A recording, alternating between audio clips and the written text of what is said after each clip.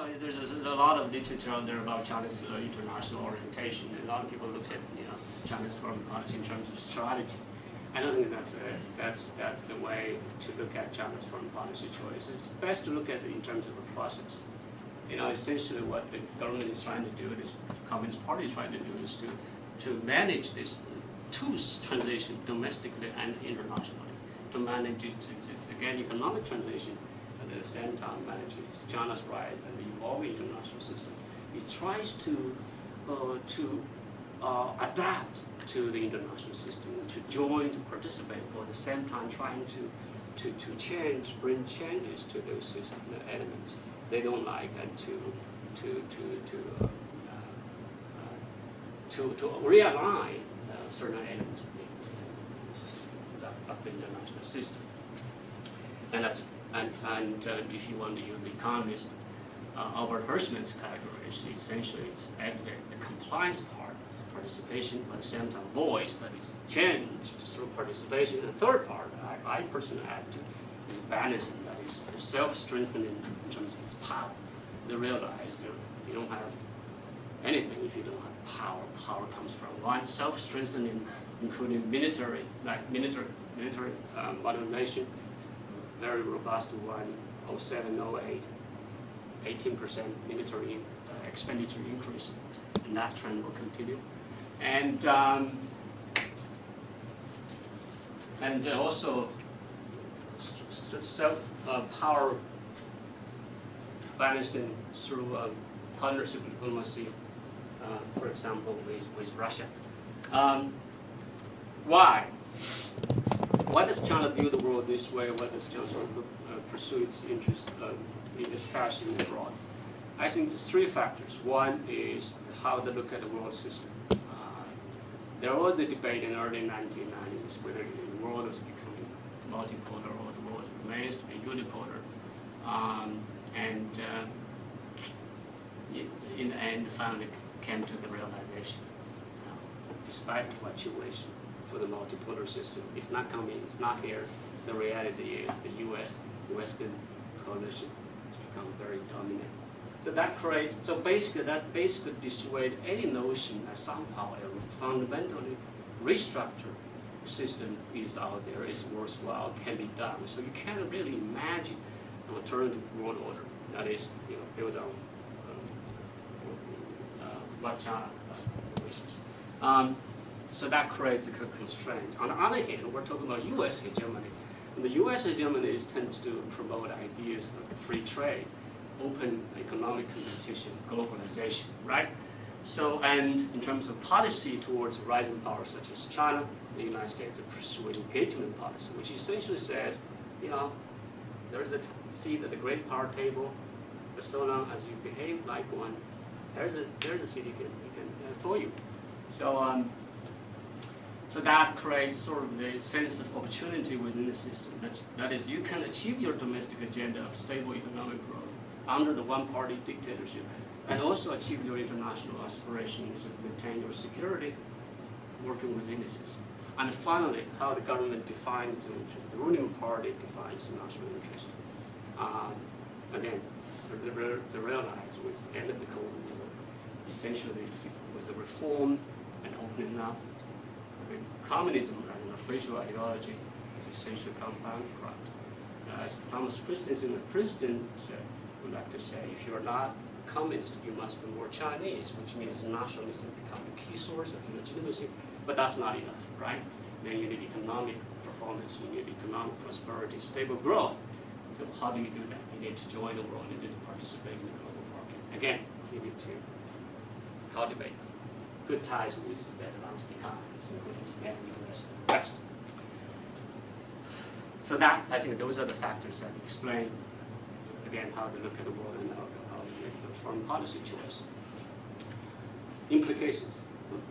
What are the implications?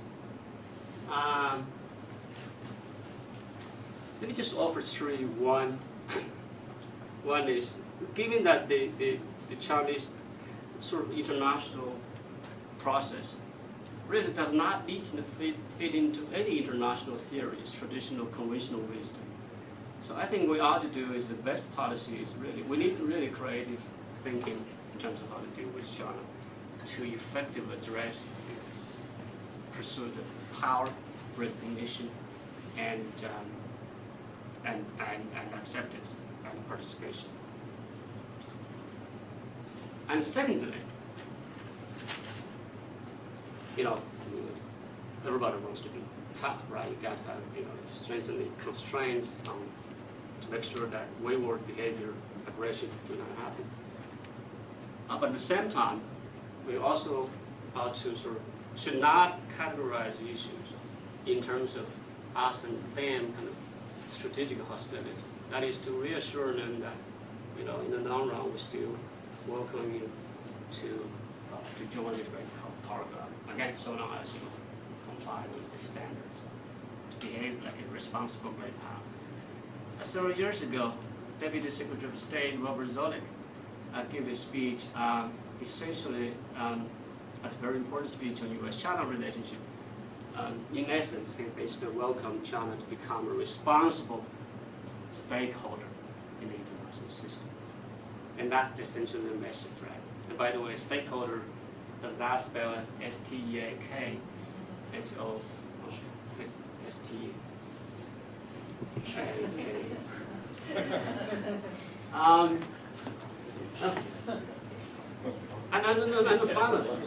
And finally, I'm done. And finally, really, the U.S.-China relationship should not be viewed in isolation. Instead, it should be viewed in terms of how you renew the global U.S. leadership. China, based on what I outlined earlier, clearly respond to much bigger forces in the international system. On the one hand, you want to have this deterrent in terms of the whole material, institutional arrangement, but you also need to reassure China. So with this continuous support for globalization, shared governance, and openness of the international system. With that, I'm open for questions. 30 minutes. So, what do you see China's role in the future with Western and North Korean negotiations? The 6-party talks. How many rounds now? 6 rounds. So I sometimes joke that those people, the 6 parties, representative, love picking duck so much. They just they just cannot help it. They want to keep going back again and again. I think this process is going to continue. Beijing will continue to be the host. There's some talk with Japan. Why not Japan? Why not U.S.? Why don't we host here?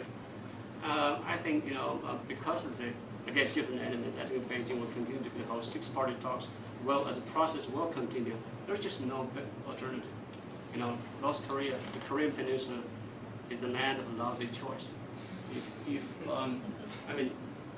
you want to pursue diplomatic, war is not an option because of the close proximity, large population to the DMZ, quick escalation of war. It's just South Korea is vehemently against any use of force, so basically that takes the war out of the equation. Now, if you want to pursue diplomatic track, then you have to rely on the 6-party talks.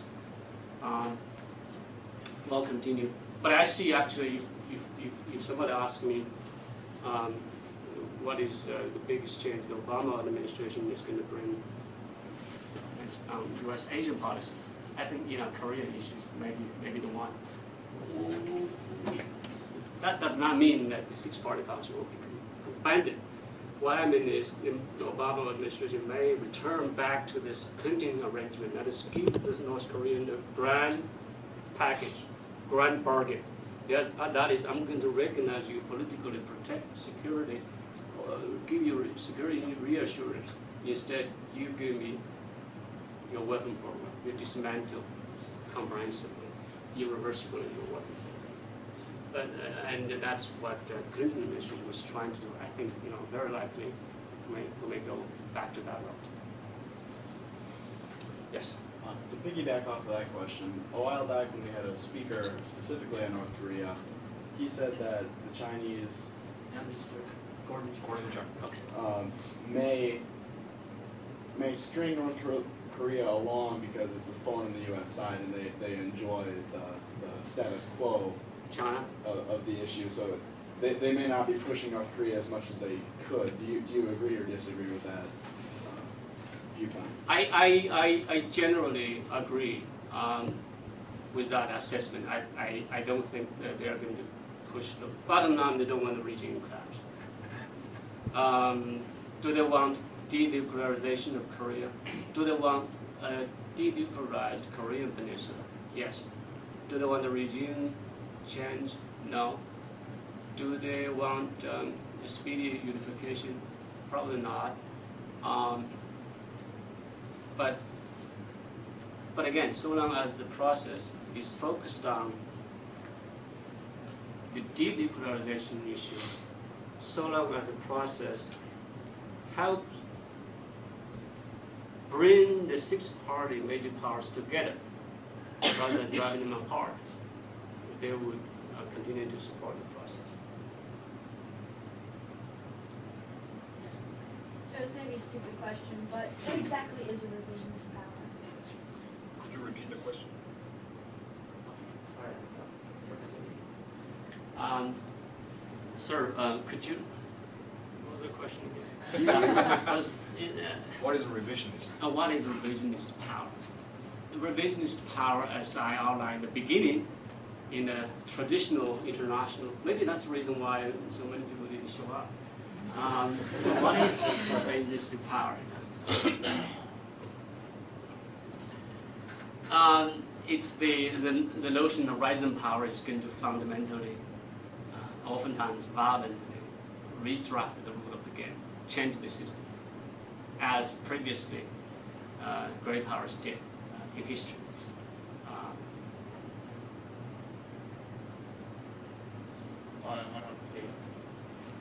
Yes. Sir, how do you think our new president-elect Obama is going to affect the Chinese mentality in international policy? That's a very interesting question. You know, in the 1990s, especially in the 1990s, after the, for example, later bombing of the Chinese embassy, there was actually some talk, you know, from Chinese scholars, reputable scholars, about the U.S. Racist attitude toward rising China, and that's really again tied to this kind of the traumatic experience of the Opium War, right? The 100 years of humiliation, and became a very powerful force. Even though they did not, a lot of them did not openly talk about it. But again, if you read carefully, as I did, what they write about, how they, well, again, by established scholars from reputable schools, there was some talk about U.S. racism. You know, after the Obama election, I was, you know, actually the other day I was driving in the West, thought, you know, that's going to take the wind, right, out of the sail of this particular argument. And that's profound. That's a profound change. And you are going to, so it's very hard now for you to really make this kind of argument that the reason why China is asked to conform with international standards on human rights, on Sudan, on a whole set of issues, because the Americans are just racist. They just don't want China to rise, to take its place, you know, under the sun. So I think in that sense, it's really a remarkable change. As China is becoming, like you said, a rising great power, what is their approach to Russia? Oh, Russia. Russia. You know, with the end of the Cold War, essentially, amongst the great powers, there was one black group, the dominant Western U.S. led a coalition of advanced democracies, Europe, Japan. That group, in some way, was like a cool kids club in your high school. And left out were these essentially two emerging powers, and one, three actually. One is Russia, the other one is China. The Russians thought they were in after the end of the Cold War, initially, and Yeltsin and his advisors thought, hey, finally, with the end of the Cold War, we return back to the European, the family of Europe. And but the NATO expansion in 1993-4 really dealt a fatal kind of a psychological blow to that notion, and they feel that with the NATO expansion, it symbolizes the Western continued rejection, exclusion, and so Russia, after that, decided to seek relationship with China because they were really the two kids excluded from the cool kids club. I mean, that's a powerful thing, right? We all went through high school and we all want to be. Actually, my son, when he was 4 or 5 years old, the other day, they brought home 2 quarters. I said, son, where did you get the money? He said, Reese gave me the money. Now, why did they give you the money? Because he wanted to play with it.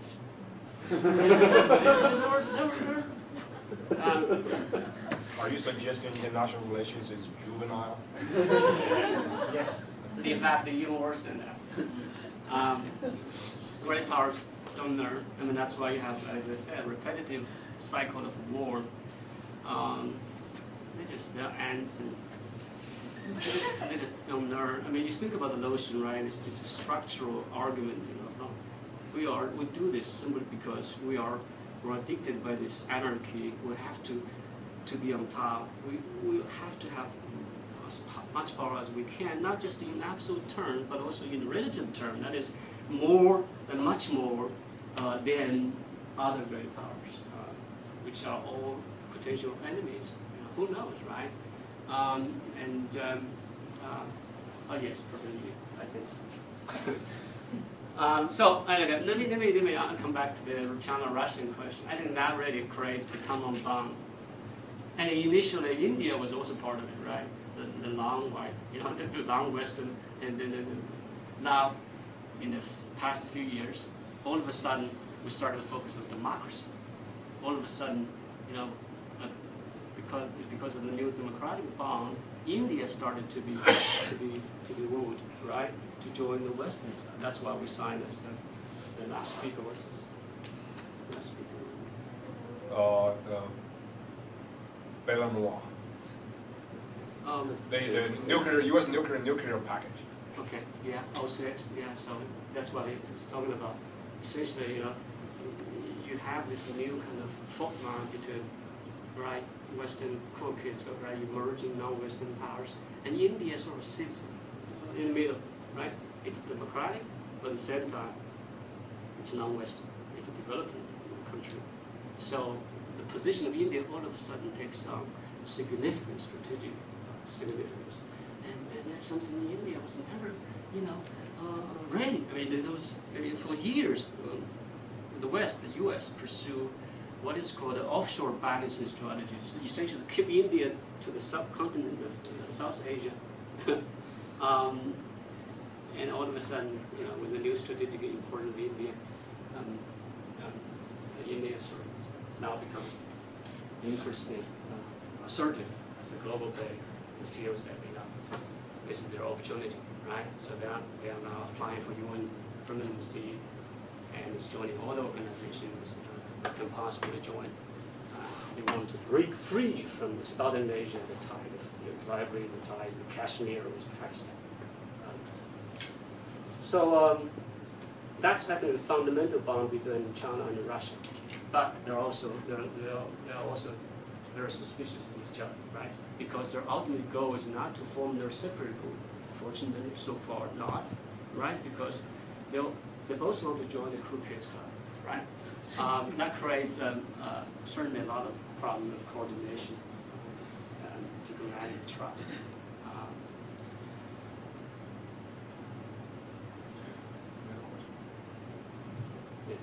Sir, you said that 65% of the Chinese economy, or excuse me, of the GDP is tied to foreign trade. How do you see the recent downturn in the global economy as impacting that, if at all? Yeah, that's significantly right. You know, if your economy so much depends on trade, and for the economy, if American family like Professor Brandon Doherty family is going to cut back Christmas shopping, it's going to have a huge impact on some one family in southern China, in Sichuan, who have to produce shoes, right, for Professor Doherty. So it's going to have a huge. But if I were to give the Chinese leader a fortune cookie about this issue, essentially the fortune cookie would say, you know, consume more, you will prosper. I think what China needs to do is really to enhance its domestic consumption even more to redress the imbalance between. Essentially what happens is the U.S. spend too much, consume too much. Professor Doherty excluded. My wife has like 20 credit cards. It's just not sustainable. Even though it's not affect our marriage.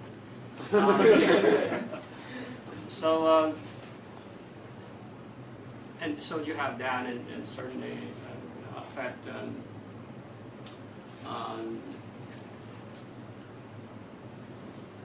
the general kind of, you know,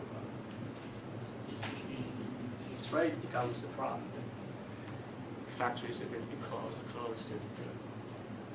I might add to that, if I may. Before the sudden meltdown of global economy, the Chinese economy, particularly in the coastal area, you see a lot of factories closing. That's because of the quality control issue. There's a global reverberation. For 20 years, and then China has become the world's factory. And people export a lot of times. And then dog food, and then, you know, milk powder, a lot of things. So you have a global regime to check on this sort of things. And I think that's actually one of the things that China has to catch up with the West. That is the global standard of quality and a lot of things. China, I think, is improving quite a bit. But on many aspects of that, China still has to do that. I think in that, regardless of the economic up and down globally, China has to deal with it because it's more structural and long term.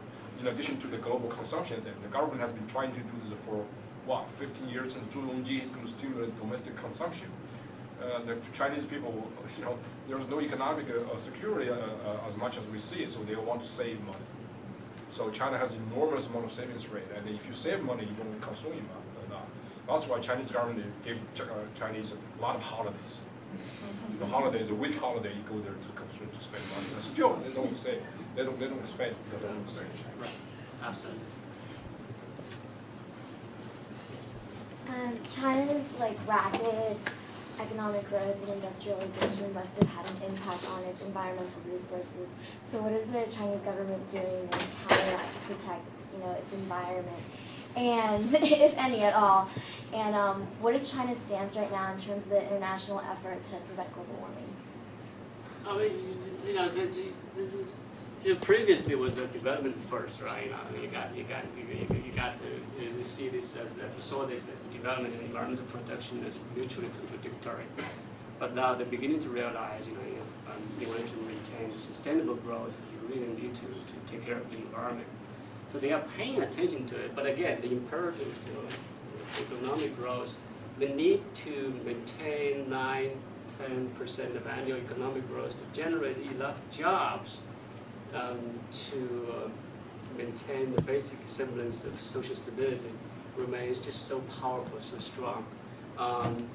That really creates a kind of limit to extent in terms of its compliance. On the other hand, there was also an enforcement issue. Right? The central government may have real interest in enforcing more robust regulation and environmental protection, but local government, again, local village, and they have leaders, they all care about showing money, right? So you have that.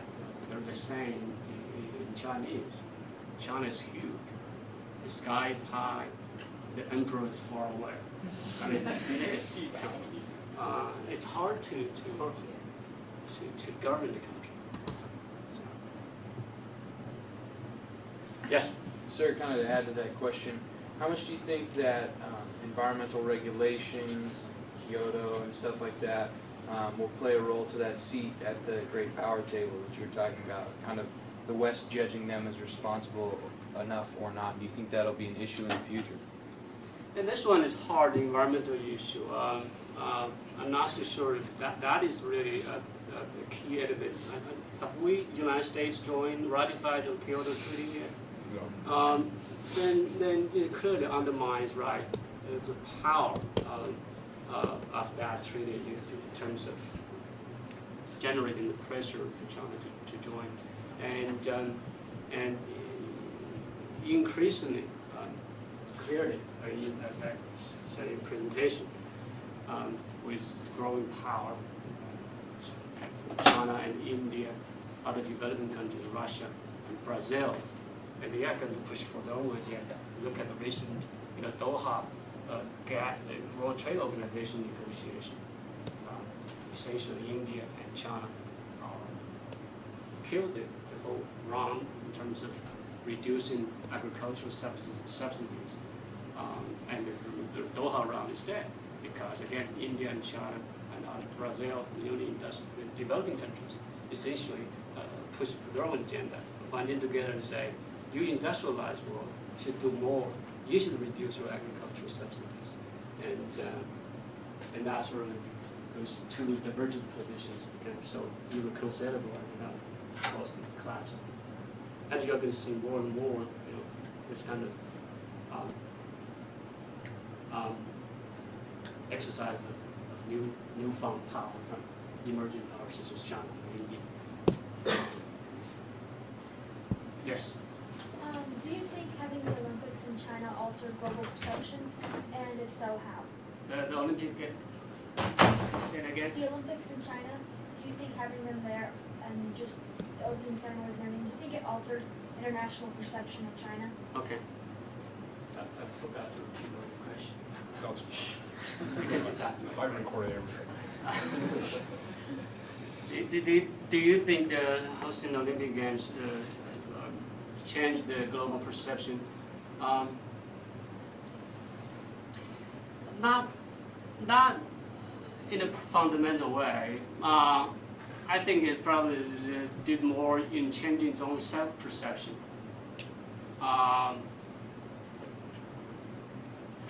You reflect back on what happened in the Olympic Games.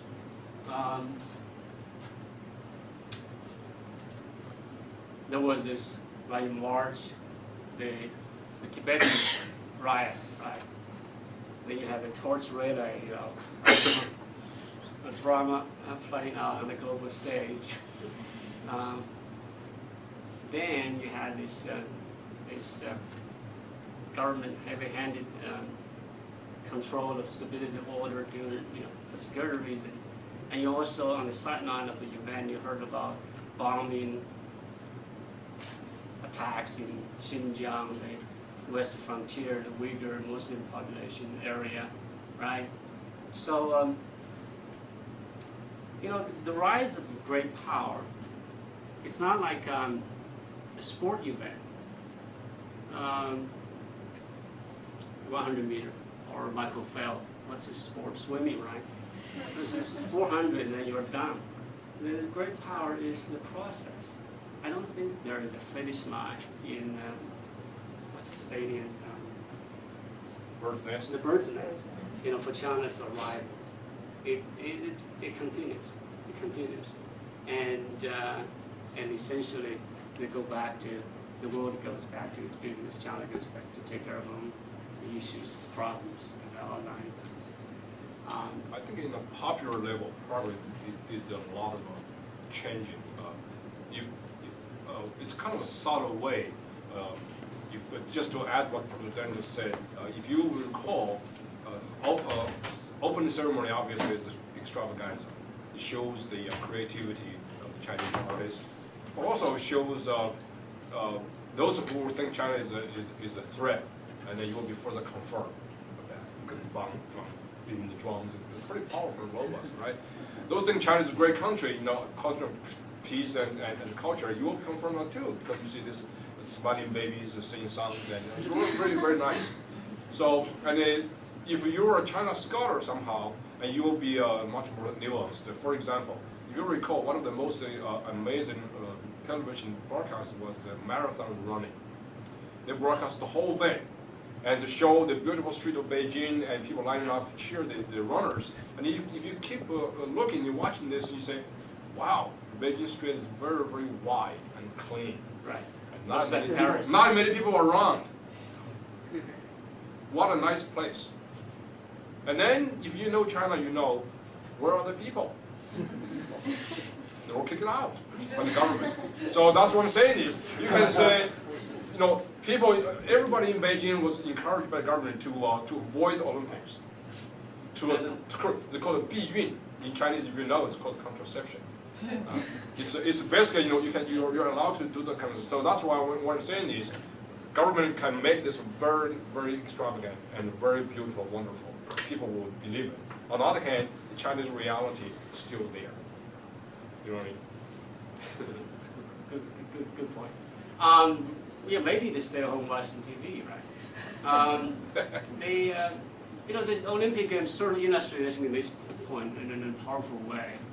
That is, you know, how the system is structured.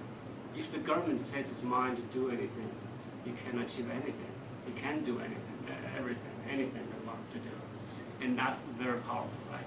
But such a system has a fundamental flaw. That is, what if the government sets out to do the wrong thing? Then it can be terribly wrong, right? It can be really wrong. So that's, in some way, you know, people talk about the Beijing consensus. That's a very powerful element. The state government controlling that element still is very, very, very, very powerful. Yes. So many Western powers and people are very critical of how China treats its population with respect to human rights and freedoms. I was wondering, how did the Chinese government, or what does the Chinese government think about this, and also what do the Chinese people think about this? I mean, it's hard to, certainly Chinese people, right? If you're talking about human rights, it's about how government treats its people, right? Citizens. You know, the human rights issue, right? There's separate, different categories, right? You have socio-economic rights, you have sovereign rights, you have political, social, civil rights. When we talk about human rights, I assume we're talking about human rights, we're talking about civil political rights, right?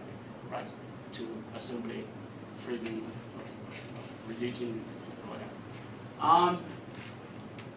How does the Chinese government react to this? This certainly does not like that, right?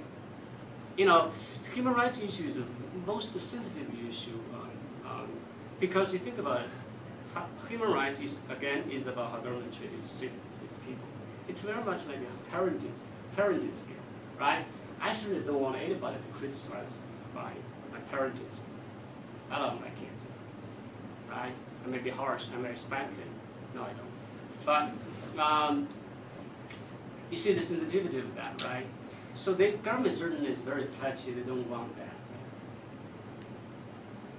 But the people's reaction, of course, is that again, you know, it's a highly regulated, highly controlled environment, and really people's voice on the particular issue of human rights, on the civil political rights, that issue is clearly, muted. It's silenced in many ways.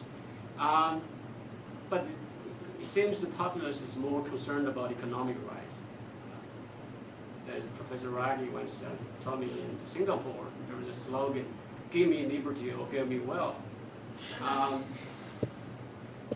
There is probably that sentiment has some prevalence in Chinese society. The embrace of wealth, economic development has, because of that, human rights issue, political issue has taken a backseat. So in a nutshell, the government is not going to, again, probably comply on the human rights issue as designed by the West. So if you subscribe by the argument of liberal peace that countries that respect human rights do not fight war with each other, you probably would be disappointed.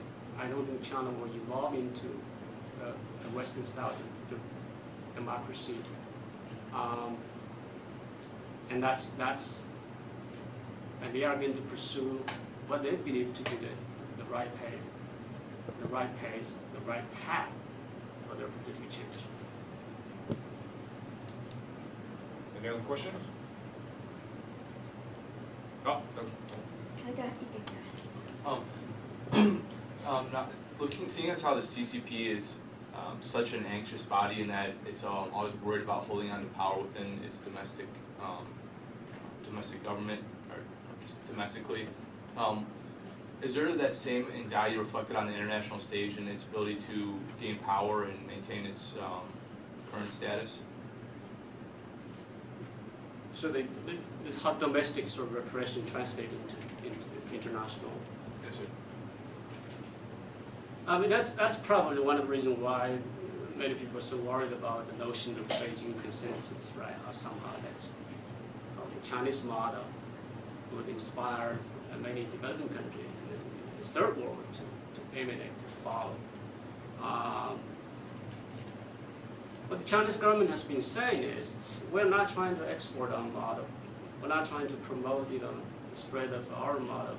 In fact, they're very shy about the notion of Beijing consensus, because I don't believe there's a consensus guiding Chinese reform and change in the past 30 years. The whole process has been really based on trial and error. There's no blueprint. The notion, again, in Chinese, there is this Chinese saying that it's very tiny, that you cross the river by groping for the stones. You do it by experimentation. You try whatever works. Trial and error, and sometimes works, sometimes does not. So far has worked well. So they even don't believe there's a confidence. They don't even feel confident there is a consensus out there. Is a Chinese model there. What they're doing is manage all these different issues to secure domestic front borders. Internationally, you don't have Taiwan explosion. You don't have U.S.-China trouble to stabilize its overall international environment. So clearly, it's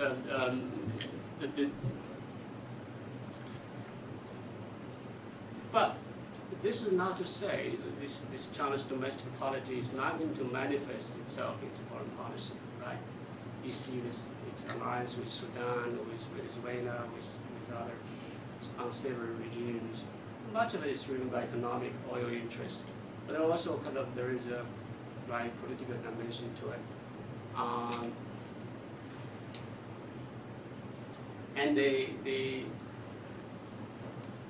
And frankly, really, we don't know how the current crisis is going to play out. If we don't get our house in order, if the Chinese manage to escape the crisis unscathed, more or less, and the Beijing model will have greater appeal. In international relations, in a competitive environment, nothing succeeds like success. When you're doing well, everybody wants to emulate you.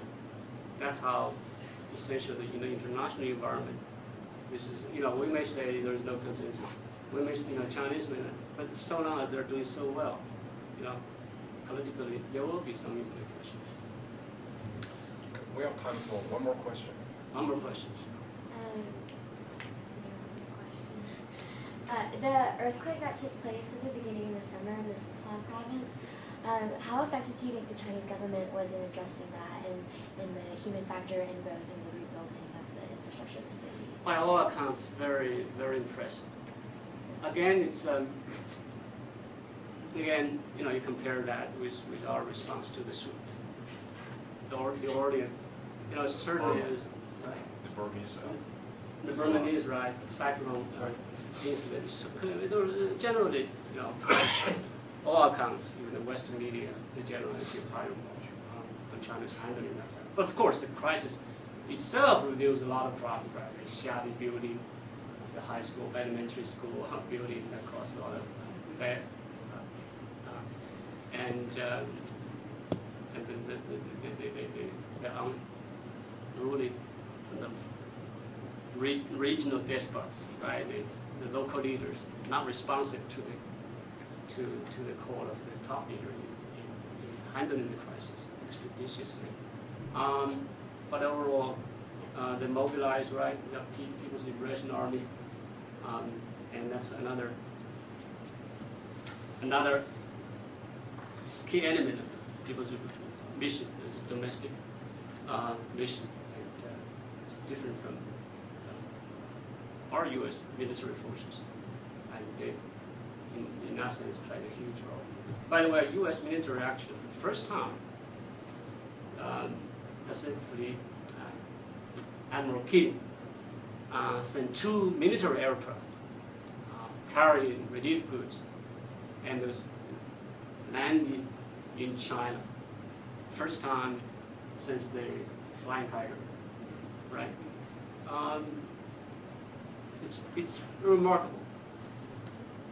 But of course, military ties got into trouble again because our recent decision to sell Taiwan, $6 billion worth of arms package. So we went back to zero again. So with that. Okay, well, thank you very much. That was a very good talk.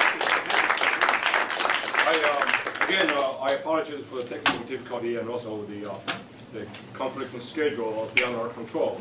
Now, speaking of Flying Tiger, Chinese earthquake relief was very impressive, and we saw that, and international media was allowed for the first time to report on harassed, shall we say. On the other hand, also reality is a very powerful thing. We saw the glacier part of Shanghai and Beijing and all other places, and then you go to the earthquake zone while you see this effective Chinese earthquake rescue effort. You also see the other part of China that is a very poor and very underdeveloped, and that's reality. And speaking of the reality of today's talk, that is, I truly believe, I agree with them completely, 100%, that China does want to be involved in the international order and want to be open and there. The question is, does China, when it steps out its border, like the international reality, that is, the reality dominated by one single superpower? And it is in that, actually, it's a historical question that we go back to centuries, from the rise of Germany to the rise of Japan. And if things work out, we're right. If in the 1920s, if those Japanese progressive liberal wing of the government were not assassinated by the Japanese right-wing military guys, Japan probably would not have ended up having a war with us. So I think, Palisade organized a conference a couple years ago, I think in AFAC. Is a very good title. That's very, very good. It's China at the crossroads. It could go either way. I don't believe China is completely, beyond salvation or completely is a savior of the world. I mean, either way you can go, way. So that's why to make study China fascinating. So we're fortunate to have experts like Dr. Deng here to give us some guidance. And I think we're going to continue this theory. If you have any suggestions on topics, I'm thinking for the next few, we're going to talk about security, military, and the environment. We're going to line up some people to talk about those sort of things. And we'll be happy to hear some people from other departments, like Professor Wang's department of language, talking more about culture, which is very important. And unfortunately, she's on sabbatical, so thank you for coming today. Well, thank you. And that's it. Thank you all for coming.